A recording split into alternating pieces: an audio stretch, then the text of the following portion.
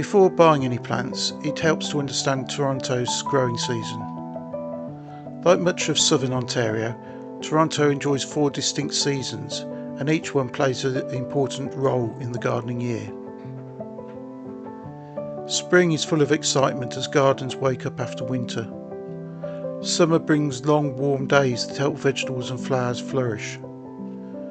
Autumn offers colourful foliage and is the perfect time to plant many shrubs, trees and spring flowering bulbs. And winter may seem quiet, but it's actually an excellent time to plan next year's garden. For beginners, one date is especially important: the last spring frost. This usually falls around the middle of May, although the weather can vary slightly from year to year.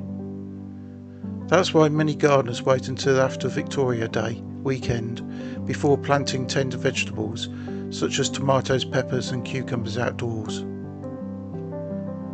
And planting too early is one of the most common beginner mistakes. A late frost can damage or even kill young plants, so a little patience really does pay off. Fortunately, there are still plenty of things you can do before then. You can prepare containers, improve your soil, visit local garden centres and even start some seeds indoors if you want an early start. Gardening isn't a race, because nature has its own timetable, and learning to work with the seasons is one of the most enjoyable parts of becoming a gardener.